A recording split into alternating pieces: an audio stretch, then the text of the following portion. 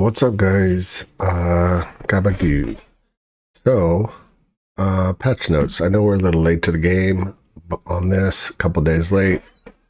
Kind of been soaking it in.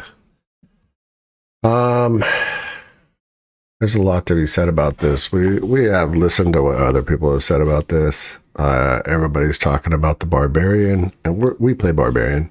That's our favorite. We've played all of them, but we like the Barbarian.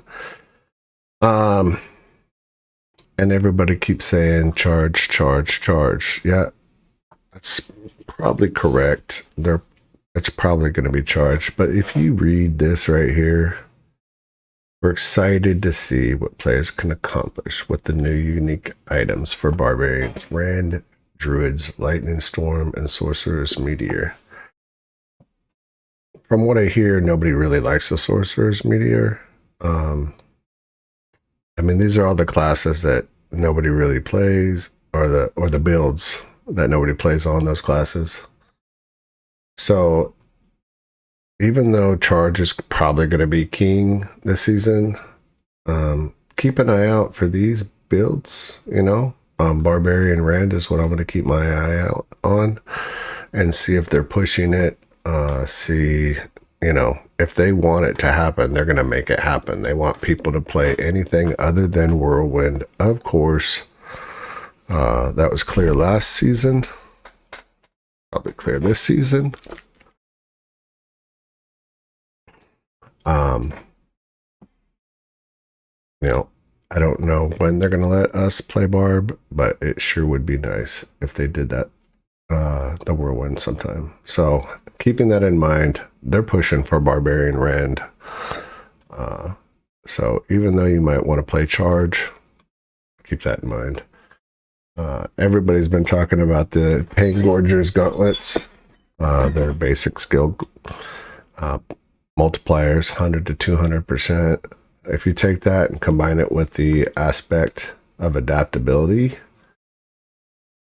which increases, basically, if you're below 50% resource, it's going to jack up your resource generation. If you're above 50%, it's going to jack up your damage 40 to 80%. So if you're running 200% and you get 80%, it's pretty nice.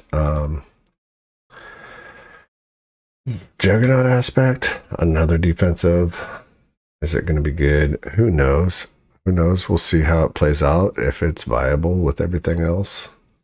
They've got some other changes in here. We're not going to go too deep into this. They've nerfed Overpower, of course. But if you read up in here, what does it say? Players choose to fully invest in a skill. So in season 1, we went hard into crit and vulnerable. And last season, we went hard into crit and overpower. So they know that we're going to stack whatever we want to stack and find the payoff. So we'll see what happens. They nerfed the melted, of course. New items. And they won't Rend. They're going to push it. Increasing Rend from 2 to 4 seconds. I'm not so sure that's crazy good. But we'll see how it plays out. If I don't see myself ever playing Rend. After we get done with this, we're going to go into game and check out the charge build, probably. We've got to clean up our characters for the migration and whatnot, so we'll do that. Yeah, so charge, base damage increase 900%, 0.25 to 2.5. Enhanced charge.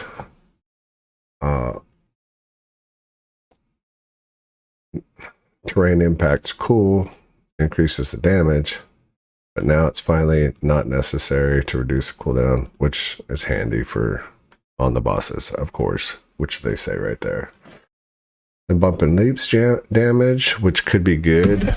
The reason why the bumping leap could be good is with the earlier discussed pain gorgers and the new aspect, we're going to be probably looking at getting into mobs and tagging them all.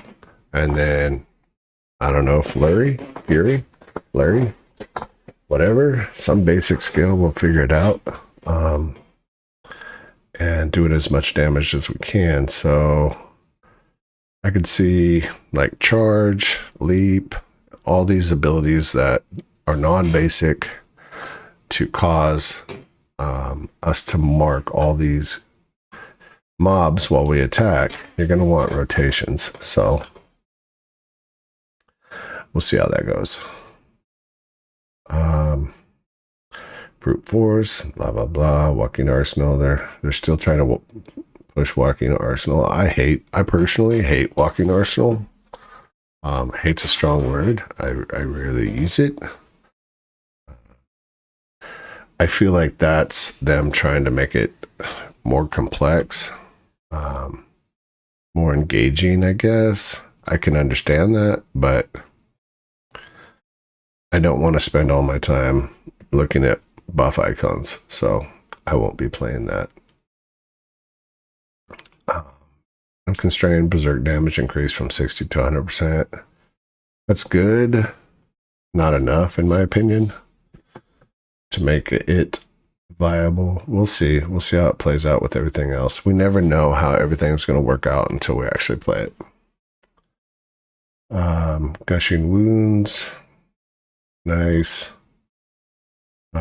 So we lost a lot of damage, so any damage that we can get is always welcomed.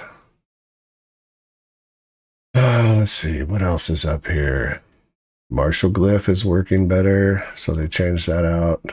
Reduces your every non-shout by 4 seconds.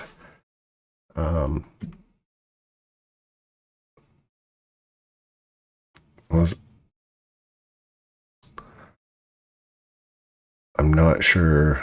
I'm not sure if that's. It'll be interesting. So they also,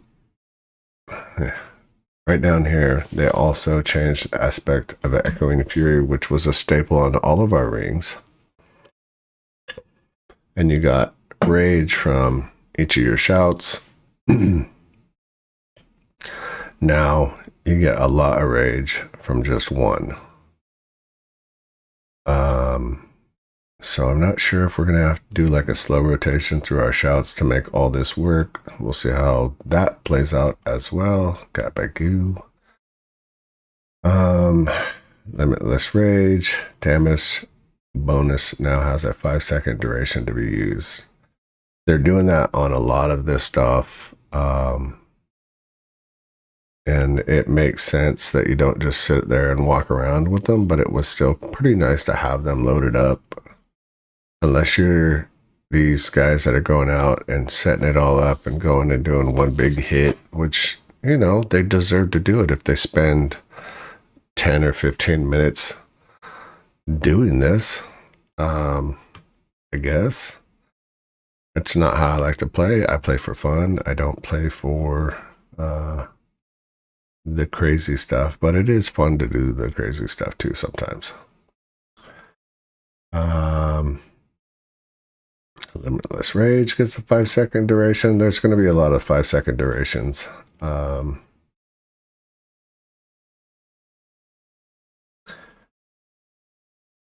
Let's see what else is important. Defensive aspect of the ancestral charge. Damage reduction. But we just got a 900% bonus on that, so that's just balancing there. We'll see if it stays at 20 to 30.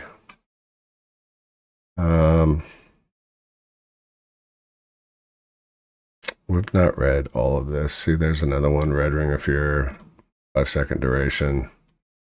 And to be honest, most of these, the 5-second durations, if you're not using them, it's not that big a deal. We just spent the last week playing Diablo 3. We're used to that. We played the monk on Diablo 3. We liked the monk on Diablo 3, and I think everybody that knows playing the monk, everything you have drops off you, and you have to start it up, and you're a little weak, a little vulnerable when you start up, and that's kind of the way it should be. There's nothing wrong with that.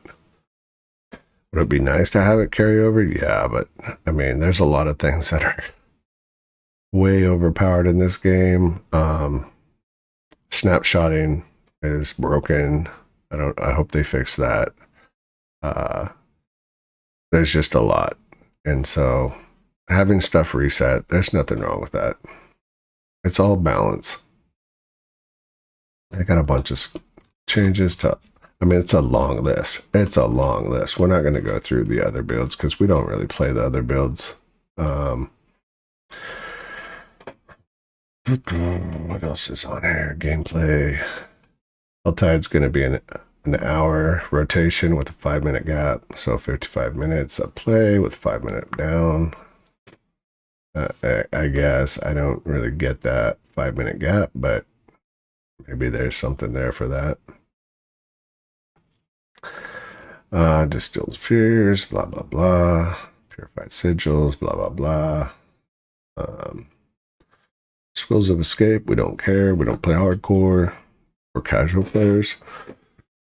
Those guys that all go out and play hardcore so they can show you how much better they are than you, they can all sniff my butt. There's a certain aspect to hardcore that's fun. Having to start over is, you know, if you have nothing better to do all day long other than play video games, great. Most of us, we go to work, we come home, we want to play. We don't want to start a new character every time we die. We don't have that kind of time. So they've made some changes. Looks like all these guys are staying in. Varshan, Gregoire, Beast, Duriel, they're all going to be staying, so that's nice.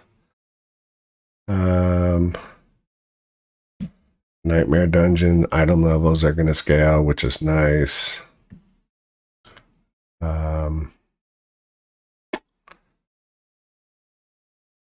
What else is going on? All monsters above 144 Nightmare Dungeon tier 90 plus are now guaranteed to drop 925 power gear. That's awesome. I mean, that's the way it should have been. That's the way it should have been. And it's ridiculous that it took so long for them to do that. They should have made that change last season, but we'll take it. User interface, we're not going to go through that. Bug fixes, blah, blah, blah. Gameplay, blah, blah, blah. Barbarian fixed an issue. Bumbreaker doesn't have buff indicator. Don't care. We don't look at them very often. Guaranteed overpower from Earth Striker aspect could trigger on basic attack, so that's a buff. That was a pain in the ass. It was very frustrating. If you misclicked a basic skill and ate up your overpower, that's always sucked. And you screwed up your rotation. It just always threw you off. Hammer the Ancients doing too much because people were snapshotting Violent and then switching to Furious. So that's good. Don't care, don't care, don't care. Quests and dungeons.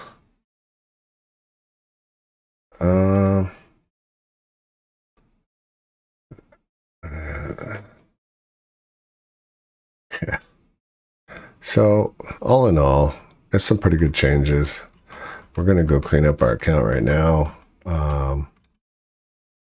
and probably run some test runs. So if you want more, it's all there. You can read it. It's a ton. That's a huge patch. Huge patch. So keep an eye out. We'll be going live. We'll be playing Barbarian. We'll probably be playing Charge Barb, and